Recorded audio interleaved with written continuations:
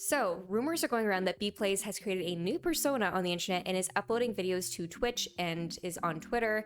And she's also part of this podcast. And I want to make a video to talk about this primarily because I received several tips through my Discord server over the weekend, which you guys can join to send me video tips if you'd like.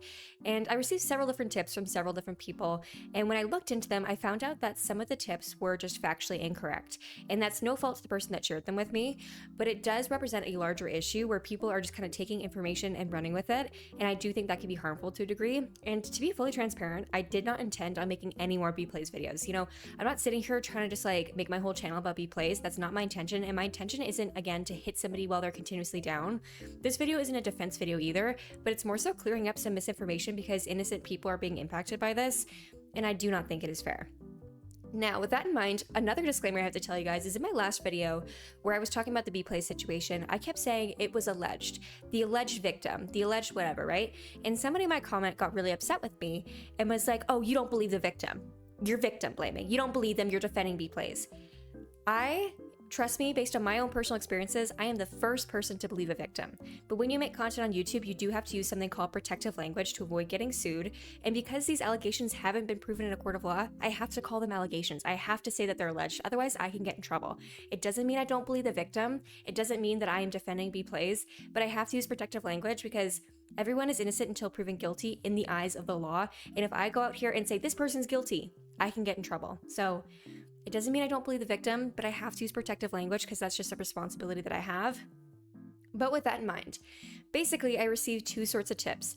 Now, the first tip that I received was from somebody, which I'm not going to put their name on the screen because the tip, I'll get into it, but basically the tip that I received was that Beaplays has started a new Twitch account and is live streaming Dressed in Press and other content for, I think, Valorant and stuff, and that she has a Twitter account. Now, when I looked into the name that they gave me, I was looking at the Twitch and I was scrolling through and I could very distinctly hear Beaplay's voice. You know, her voice is recognizable, and I understand, you know, sometimes people want to leave their channel and start a new channel and stuff like that, or maybe want to take on a new persona, but it definitely is an issue when you have allegations against you and you made a statement that privated your Twitter account and now allegedly you're creating a new account to make more kids content. Like, that to me is a massive red flag and it's a massive conflict of interest. So obviously I was alerted by this. And I was looking into this Twitch account, and I noticed there was a link Twitter, and when I went to the Twitter, all the posts were protected, which made me think, okay, this must be Beaplays. And as I'm watching the streams that are on this Twitch account, I'm seeing that again and again, Beaplay's voice keeps coming up in the background. And I was like, oh, this must be her Twitch account, which I can understand why people may think that. Now, when I scroll back to the very first stream, which I believe was like 2 months ago on this account, it showed me that there's like a little PNG tuber, which is like an image, which mine is a VTuber. It's like fully rigged. It's a 3D model. It follows my eye movements. If I blink, if I move my eyebrows up, my ears move, stuff like that. This is a VTuber model. What this person has is a PNG tuber, which is basically two images, one with the character's mouth closed like this, and then with their mouth open like this. So when they talk, it just looks like this. That kind of a thing. Now, when I was watching these videos, sometimes when Beaplays was talking, the character's mouth would move, so I can understand why people may think that that is Beaplay's account. However, when I went back to a video from 2 months ago where this person was playing a Dressed to Impress event, or they were trying to complete this battle pass thing, and they were in this video, it was very clear that the voice that was activating the PNG tuber was not Beaplay's voice. Although this person that owns this Twitch account and Beaplays were making a video kind of together, like they were streaming together, the PNG tuber was solely responding to this other person's voice. Sometimes it looked like it was responding to Beaplay's voice, but that was just a coincidence. It is not Beaplays who is activating the PNG tuber, and the PNG tuber is the owner of the Twitch account. And the reason, keep in mind that I'm not saying the channel name, is because I have come to the conclusion, based on the research that I have done, that this channel is not Beaplays. It is not her new secret Twitch account. It is not her secret Twitter account. She's not coming out under this fake persona, which I'm not going to say the whole channel name, but the first part is Heather. And I was like, oh, it must be Beaplays like new persona. No, it's not. This is someone who's completely unrelated. They're obviously like mutuals or friends with Beaplays, which is fine. There's nothing wrong with that. But you know, they were streaming with Beaplays, and people are taking the fact that they can hear Beaplay's voice and saying, oh, this must be her account, even though the PNG tuber looks nothing like her, and all like the overlays for the stream and stuff like that, they don't look anything like Beaplay's style or her like typical overlay like kind of aesthetic. And so I definitely do think it is very harmful that people are going around saying that this Heather person or this Heather Twitch account is Beaplays, because this person is in turn getting a ton of harassment on their streams. The most recent stream, which I watched after it had finished streaming, you can see in the chat that people are chatting and people are saying really hurtful things, and it's getting removed by moderators, and they're having to add more moderators as the stream is going on because people are just being so hateful. And, you know, I understand wanting to hold Beaplays accountable, but like her friends are not just guilty by association, right? They aren't accused of doing this stuff. And at the end of the day, whether people choose to be friends with each other or not, that's none of our business. But I do think it is incredibly harmful for somebody who is not related to the situation, who is just streaming, to be getting so many nasty, negative comments while they're streaming. And, you know, making basically the mods work overtime to try to regulate this, which to be fair, like I understand people hear Beaplay's voice and automatically think, oh my God, like this is like terrible, like how come you're like associating with this person, that kind of thing, whatever. But it's not fair to then go and harass this Heather person on their Twitch account and like be like spamming her live streams to the point where mods have to keep muting people, because it's not Heather's fault. To be very blunt, it's not Heather's fault. Now, on her Twitter as well, the reason I thought maybe it was Beaplay's Twitter is because the posts were protected and Beaplay's Twitter posts are also protected. However, in this situation, I believe that Heather's posts are protected because she's been receiving so much harassment, because people think that Heather's account is Beaplays in disguise. When I genuinely, from the research I've done, I don't think it is Beaplay's secret account or anything like that. However, I did receive another tip, which was from this person, which I'll put on the screen, where they told me about a podcast that's allegedly owned by Beaplay's, I think, fiance or husband. I'm not sure if they're married yet, but Beaplay's partner is who it's owned by. And it's a podcast where they just kind of like talk about real stuff, and it is very much geared towards a older demographic. This podcast, they swear in it and stuff like that, so it's not like a kid's podcast. Now, I did make some notes because I listened to an episode that was posted on October 3rd, and in that episode, they frequently mentioned this person by the name of Heather, which sounds to me like a mutual friend of theirs. So that further reinforced my understanding that this account that everybody's claiming is Beaplay's new secret account is not her account. This is some random Heather person that is just friends with them, that is not associated with the drama. Now, during the stream, or the podcast, sorry, with her husband, it's typically her, I'm just going to call it husband because I'm not sure if they're married or yet, but I feel like that's like the most respectful way to put it. But her husband typically talks about stuff. And in this specific podcast, they were kind of talking about like his podcast and how he wants to do more with it and interview more people. And she was at one point mentioned that she has a high dislike for Twitter. And it goes on to say that, the podcast should be geared towards older people and refers to younger people as younger, dramatic people, quote. So this to me, again, reinforces this is definitely Beaplays because, you know, a lot of the backlash that she has received has been primarily on Twitter just because of how unregulated it is and how, like, you know, blunt people can be as opposed to other platforms where, like, bullying and harassment are taken a little bit more seriously. But that reinforced to me that this is definitely her and her husband's podcast. And she went on to say that she wants to kind of like join his podcast and start managing it. And so in my mind, that connects back to her updated LinkedIn, which again is public. People are being like, oh my God, you're obsessed. Babe, it's a public page, okay? If she want people seeing it, she didn't have to have a LinkedIn. Or she could private it. There's an option to make it so like your LinkedIn is private and people can't see much information on it, but it's fully public. That's a personal choice. If she wants to do that, that's her choice. But I'm allowed to talk about it, okay?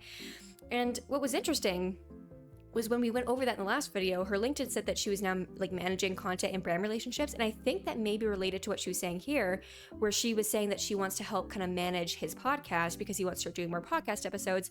And she even mentioned making her own segment of the podcast with like, tech, like a tech segment where she would talk about tech.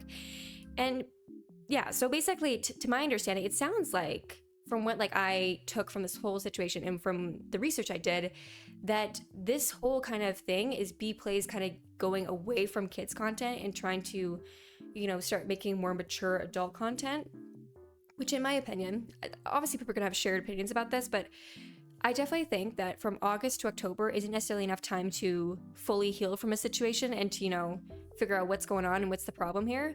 However, I do think it's a good step in the right direction where if your passions truly do align with content creation and that's what you love, I think that's great. But I definitely think with these sort of allegations that are against her, she should not be working with kids. She should not be making kids content, shouldn't be like in the kids space. And so if she's moving more towards adult content where it's from a more mature audiences, swearing and like more mature subjects, like example, in this podcast, they spent a lot of time talking about their mortgage and how they finance their mortgage.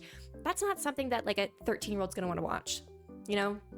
And so I don't think it's criminal for her to want to continue making content, but I don't necessarily agree with her going back to making content so quickly after what has happened, just because I feel like there's a lot of stuff that has to be addressed and a lot of stuff that needs to be figured out.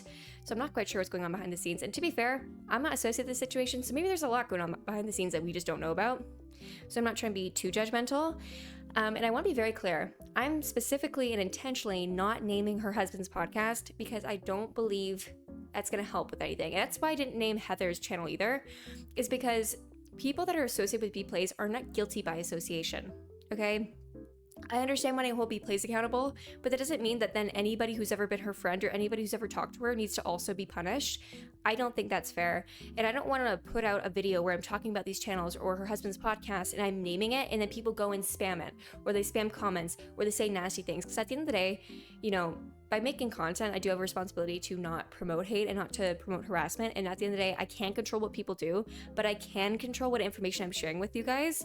And I just don't feel like it's in the best interest of anybody for me to be sharing the exact podcast name and, you know, the Heather's channel's name, because it's just not relevant, right?